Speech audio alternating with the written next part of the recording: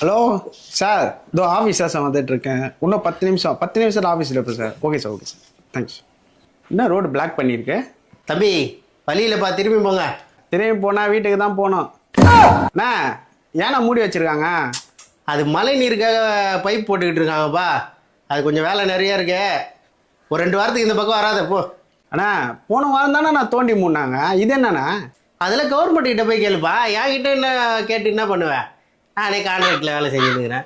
ஐயா, கவர்மெண்ட்டு அதை வேறு யாராவது கேட்பாங்கண்ணா. எனக்கு ஆஃபீஸுக்கு டைம் ஆகுது, நான் சுற்றிக்கினே போகிறேன்.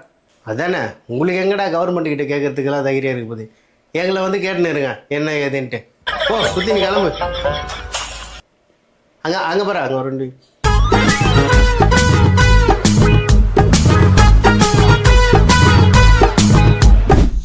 ஹலோ, சொல்றி. கடைக்கு தான் போயிட்டு இருக்கிறேன். என்ன வாங்கணும் சொல்லு. உன்னை கட்டினதுக்கு எங்கேயா போய் பள்ளத்துல வந்து சாவலாண்டி. தம்பி தம்பி தம்பி, என்ன தம்பி பார்த்து வரமாட்டீங்களா? இதுக்குதான் சொல்றது, ஃபோன் பேசிக்கிட்டு வண்டி ஓட்டக்கூடாதுன்னு. எவ்வளோ சொன்னாலும் தின்ன மாட்டீங்களா? ரோட பார்க்கத்தே கிடையாது, அப்படியே வந்து வாரி ஊந்துட வேண்டியது. இல்லையா, நான் வந்துட்டேன். தூக்கி விட்டியா வந்து? இல்ல தம்பி. இல்ல, சோடா தான் கடைக்கெல்லாம் போயிட்டு வாங்கிட்டு வந்து குத்தியா சோடா தண்ணிலாம்? அட காசு இல்லப்பா, நீங்க வேற. என்னத்துக்கு அட்வைஸ் பண்றதுக்கு மட்டும் முதல்ல வந்து நிக்கிறீங்க? ஹெல்ப் பண்ண மட்டும் வந்துடாதீங்க. அட்வைஸ் பண்றதுக்கு கியூல வந்து நின்னுங்கன்னா எல்லாரும்.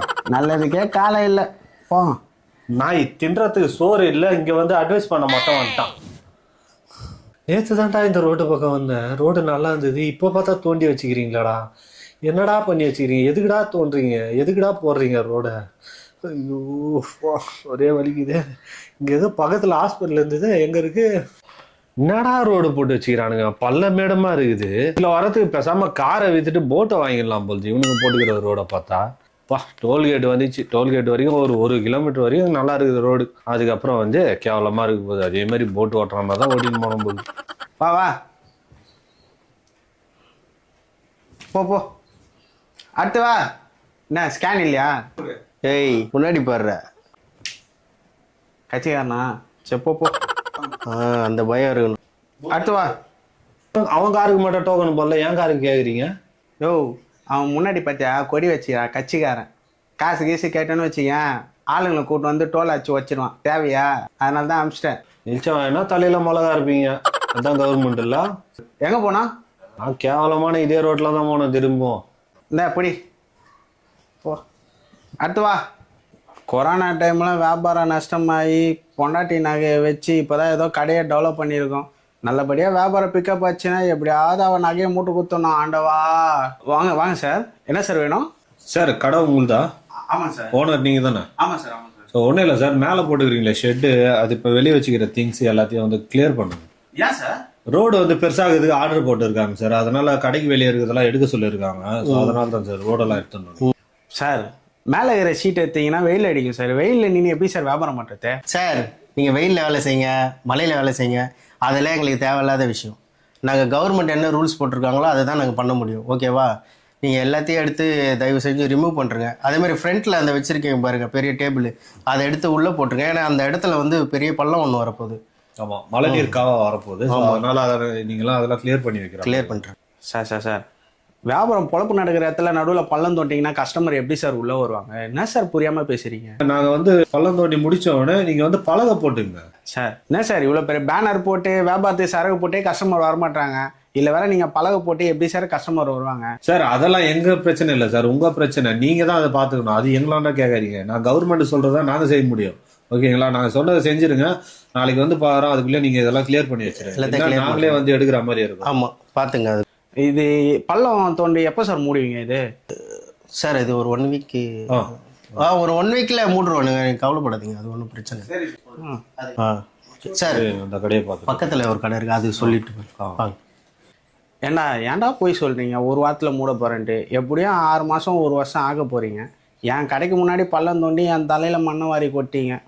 போங்கண்ணா.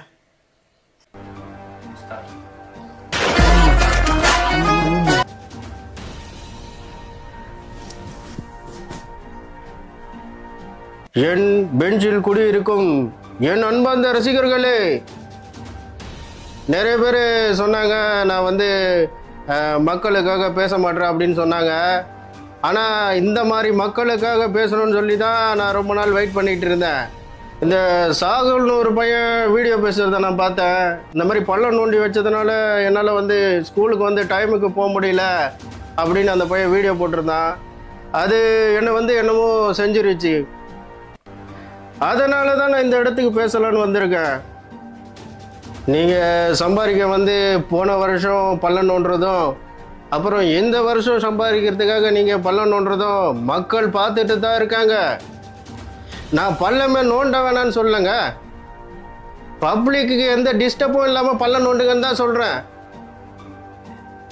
இதுவே நீங்கள் ஒரு எம்எல்ஏ வீட்டு முன்னாடியோ எம்பி வீட்டு முன்னாடியோ நீங்கள் பள்ளம் நோண்டிட்டு இந்த மாதிரி ஒரு வாரம் விட்டு வைப்பீங்களா? இதே தானே நீங்கள் சாதாரண பப்ளிக்குக்கும் பண்ணணும். ஏன் நீங்கள் அதெல்லாம் பண்ணலை?